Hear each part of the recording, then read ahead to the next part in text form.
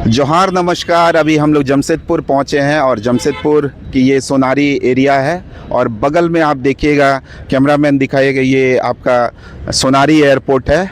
और जो टिस्को प्रबंधन है इस तरह यहाँ पे एरोड्राम का जो बाउंड्री है उसको बढ़ाना चाह रही है। और देखिएगा कैमरामैन इधर थोड़ा, ये जो लाइन लाल दागी किया गया है इसको पूरा टिस्को प्रबंधन लेना चाह रही है और ले करके इसमें एयरपोर्ट का जो भाग है उसको इसमें मिलाना चाह रही है। तो हमारे बीच बहुत सारे यहाँ जो इस बस्ती में रहते हैं वो बस्ती के लोग यहाँ पे इकट्ठे हुए हैं। आइए इनसे रूबरू होते हैं। यह बहुत चिंतनीय विषय है कि ये जो आदिवासी समाज के जो लोग यहाँ पे है और लगातार पलायन कर रहे हैं, इनकी जगह ज़मीन को छीना जा रहा है। आज टिस्को प्रबंधन भी इस कार्रवाई को आगे करना चाह रही है। आइए यहाँ रूबरू होते हैं। ये जो रोड है ये एयरपोर्ट का जो एरिया है इसमें सम्मिलित करने के विषय में। आइए हम यहाँ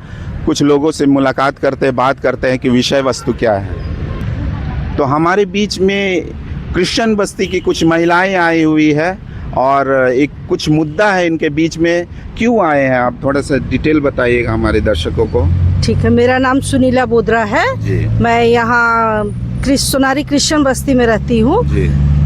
हम लोग यहाँ क्रिश्चियन बस्ती के लोग इसलिए यहाँ जमा हुए हैं कि टिस्को प्रबंधक के द्वारा ये हमारा चर्च का कुछ ज़मीन और यहाँ फुटबॉल ग्राउंड जो है वो आधा से अधिक उनके द्वारा अधिग्रहण कर लिया जा रहा है। उनका कहना है कि रोड चौड़ीकरण और एयरपोर्ट का दीवार को बढ़ाया जाएगा, लेकिन इससे हम लोग को बहुत हानि हो रही है क्योंकि हमारे बच्चों को और कोई खेलने की सुविधा नहीं है यहाँ, और कोई ऐसा प्लेग्राउंड नहीं है कि जहाँ बच्चे खेले। और केवल सोनारी क्रिश्चियन बस्ती के ही बच्चे नहीं, अन्य जगह के बच्चे और बहुत से स्कूल के लोग भी यहाँ अपना एनुअल प्रोग्राम के लिए इस मैदान को यूज़ करते हैं।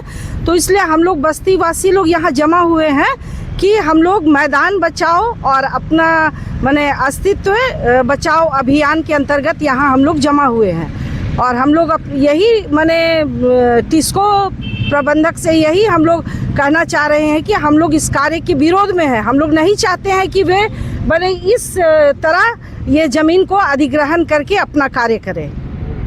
आंटी, एक यहाँ पे सुनने में ये भी आया कि पहले आप लोग मोहल बेड़ा में भी रहते थे। वो पहले जब हमारे माने पुरखाओं को जब यहाँ टिस्को कंपनी के द्वारा नौकरी दिया गया तो उनको बसाने के लिए माहौल बेड़ा में उनको पहले बसाया गया, लेकिन फिर कुछ समय के बाद टिस्को कंपनी का कहना था कि हम लोग अपना बाउंड्री वाल का विस्तारीकरण करेंगे और माहौल बेड़ा से उन लोगों को विस्थापित करके फिर दिंदरी बस्ती आदितपुर ले जाया गया। उसके बाद वहाँ पर एक समय ईस्वी तो याद नहीं है, तो बहुत भयंकर बाढ़ आई, तो वहाँ से बाढ़ के बाद उनको उठाकर यहाँ सोनारी क्रिश्चियन बस्ती में लाया गया। लेकिन अभी टिस्को प्रबंधन का ये कार्य देख के ऐसा लग रहा है कि फिर से हम लोग को वही विस्थापन का दंश झेलना पड़ेगा ना क्या। तो इसीलिए हम लोग सारे लोग माने संयुक्त ग्राम सभा होकर और हमारे जितने भी सोनारी क्रिश्चियन बस्ती के हमारे भाई बहन लोग हैं, हम लोग सब यहाँ एकत्रित हुए हैं कि हम लोग इसके विरोध में माने उठ खड़े होंगे, आवाज़ उठाएंगे और ज़रूरत पड़ा तो आंदोलन भी करेंगे, सब एकजुट। ये आज का प्रभात खबर आप देख रहे होंगे, तो इस समाचार पत्र के माध्यम से हमें सूचना मिला और इससे पहले भी दिनांक आप देख सकते हैं 30/10/2025 का न्यूज़पेपर है, इसमें भी हमें सूचना दी गई कि इस तरह का विस्तारीकरण किया जा रहा है। तो मैं ये कहना चाहूँगा कि यहाँ के जो वासिंदे हैं इनसे किसी तरह का कंसल्टेशन नहीं हुआ, ना किसी तरह का विचार विमर्श किया गया। और टाटा प्रबंधन जो है एयरपोर्ट की चार दीवारी बढ़ाने के नाम पे जो है ज़मीन एक्सटेंड कर रही है और साथ ही साथ रोड चौड़ीकरण के नाम पे आप देख रहे हैं ये चर्च की जो चार दीवारी उसको तोड़ा जा रहा है। और ये हमारा सोनारी क्षेत्र का एकमात्र मैदान आप पीछे हमारे देख सकते हैं, एकमात्र मैदान है, उसको भी 60% ले लिया जा रहा है। और मैं यही प्रबंधन से कहना चाहूँगा कि आज हमारे बच्चे हमारे आने वाले भविष्य कहाँ खेलेंगे, क्योंकि हमारे पूरे सोनारी क्षेत्र में अब एक भी मैदान नहीं बचा है ऐसा कि बच्चे वहाँ खेल सके। हमारे पूर्वजों ने इसे बड़े संजो कर रखा, और लेकिन अब ये हमारा जो है मैदान, उसका अस्तित्व खतरे में है। तो मैं यही प्रबंधन से कहना चाहूँगा कि हमारी आस्था और हमारी जो पहचान से वो खिलवाड़ ना करें। और हम लोग बहुत चुपचाप तरीके से अभी तक तो आंदोलन कर रहे हैं, लेकिन अगर हमें मजबूर किया गया तो हम हर स्तर पे इस आंदोलन को आगे ले जाएंगे। और आने वाले समय में हम लोग डीसी को भी मेमोरेंडम देंगे, और जहाँ तक हो सके जिस स्थान में भी हमें जाना पड़े इस आवाज़ को उठाने के लिए हम लोग ज़रूर जाएंगे। इस क्षेत्र के जो विधायक हैं उनसे आप लोग बातचीत किए कि नहीं? अभी तक तो उनसे संपर्क नहीं हुआ, लेकिन मुझे मालूम है जहाँ तक कि समाचार पत्रों के माध्यम से उन्हें इस अवगत हो चुका होगा इस बात के लिए, और किसी भी रीति से उन्होंने अभी तक संपर्क नहीं साधा। हमारे जनप्रतिनिधियों ने भी हमारे इस विषय पर किसी प्रकार, क्योंकि टाटा प्रबंधन से सभी डरते हैं जी। तो इसीलिए कहीं ना कहीं जो है टाटा प्रबंधन के चलते जो है ना विधायक ना सांसद किसी भी रीति से आगे नहीं आ रहे। और चूँकि हमारी संख्या जो है इस एरिया में जो है, हमारी ग्राम सभा हमारे चर्च के प्रेसिडेंट हैं।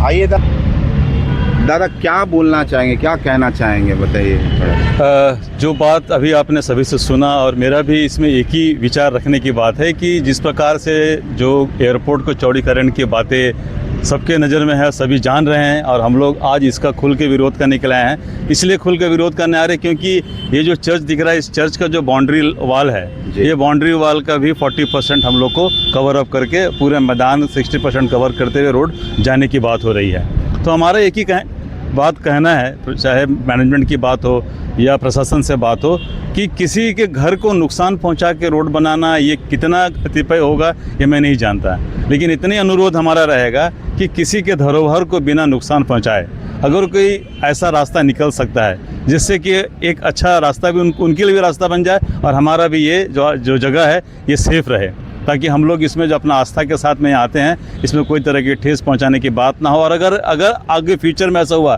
तो गेट और हमारा रोड, चर्च का गेट और हमारा रोड एकदम आमने सामने रहेगा। तो मेरा एक ही सोच इस बारे में है, मेरे तरफ से जो बात कहने का है कि किसी भी चीज़ को क्षति पहुंचाए हुए बिना अगर कोई रास्ता प्रबंधन निकालती है तो ज़्यादा फ़ायदेमंद होगा समाज के लिए भी और उनके लिए भी। अगर नहीं होगा तो फिर हम लोग इसका विरोध तो कर रहे हैं, आगे भी इसको आगे स्वरूप देंगे ताकि हम लोग ऊपर लेवल तक, अगर ज़रूरत पड़े तो हम सीएम लेवल तक जाके इसके लिए बात करेंगे, ताकि हम लोग का समस्या का समाधान हम लोग को मिलने पाए।